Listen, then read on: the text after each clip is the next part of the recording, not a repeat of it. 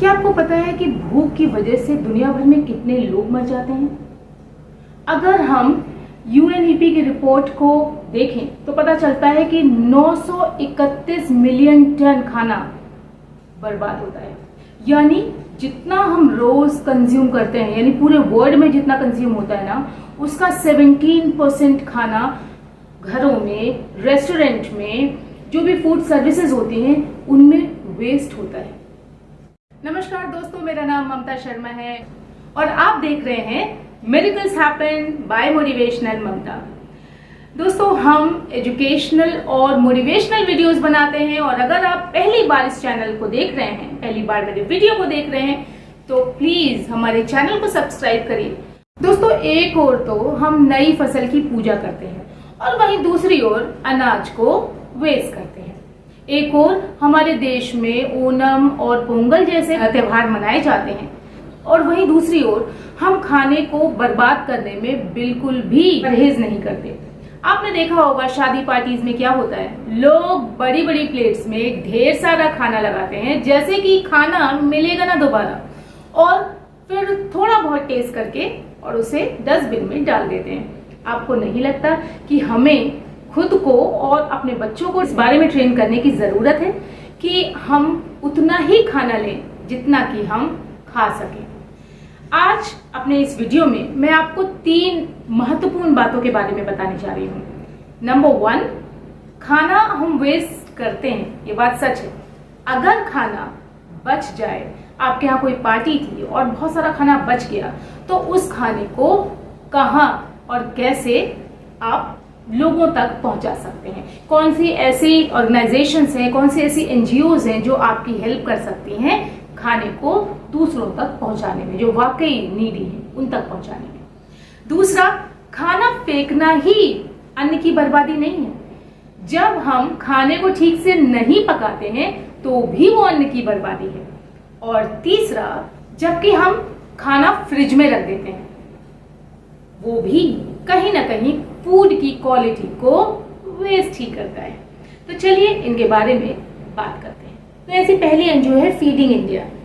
Feeding India Delhi समेत 16 और शहरों में ऑपरेट करती है और ये एक ऐसी संस्था है, ऐसी एनजीओ है जो कि जब भी कभी आपके यहाँ खाना बचे तो आप उन लोगों को कॉन्टैक्ट कर सकते हैं और वो लोग नीडी लोगों तक उस खाने को पहुंचा सकते हैं।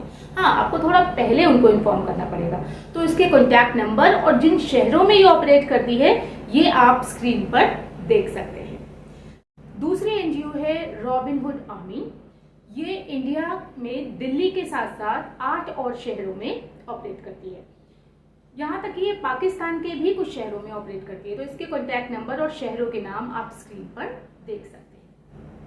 फूड की वेस्ट को रोकने के लिए मुंबई के डब्बावाला भी पीछे नहीं है और उन्होंने रोटी बैंक बाय डब्बावाला के नाम से एक संस्था बनाई है जो कि मुंबई में जो भी सोशल गैदरिंग्स होती हैं या जो भी पार्टीज वगैरह होती हैं और उसके बाद बचे हुआ जो खाना होता है उसको वो नीडी लोगों तक पहुंचाने का काम करते हैं। तो इसका भी कॉन्टैक्ट नंबर आप स्क्रीन पे देख सकते हैं। अन्न क्षेत्र नाम की एक एनजीओ जयपुर में चलती है।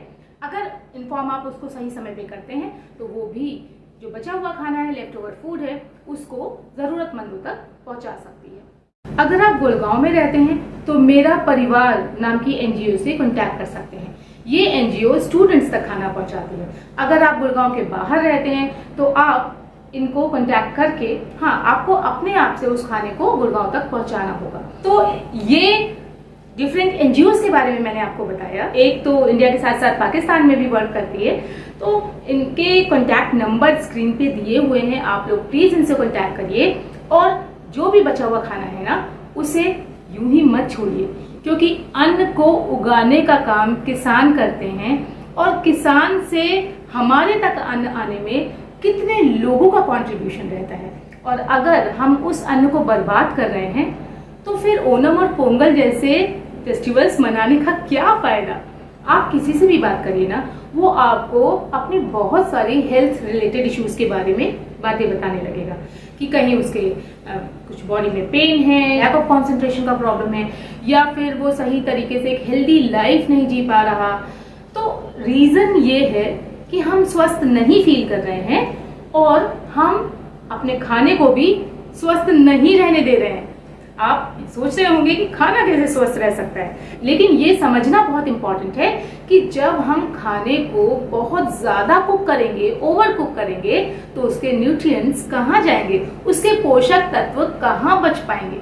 तो खाना अगर आप ओवर कुक कर रहे हैं ना, तो आप खाने का स्वाद उससे ले रहे हैं, उसके पोषक तत्व उससे ले रहे हैं। तो जब उसके पोषक तत्व ही नहीं रहे तो वो खाना नहीं है, वो सिर्फ पेट भरना हुआ।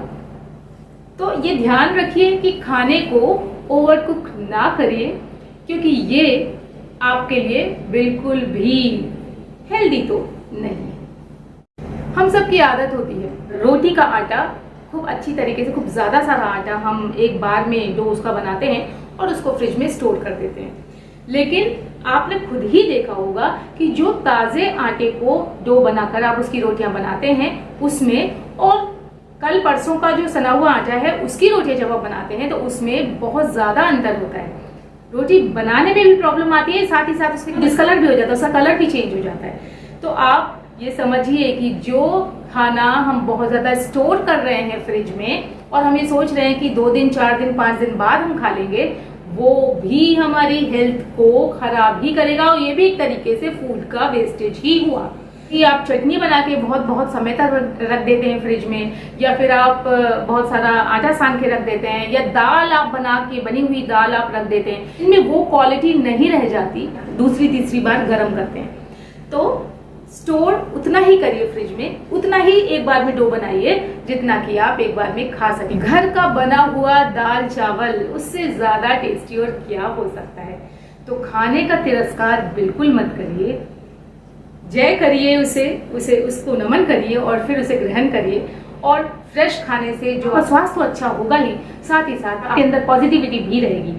अपना ध्यान रखिए, मेरे चैनल को सब्सक्राइब करिए। अगर आप पहली बार मेरे चैनल को देख रहे हैं तो प्लीज सब्सक्राइब करना ना भूलिए।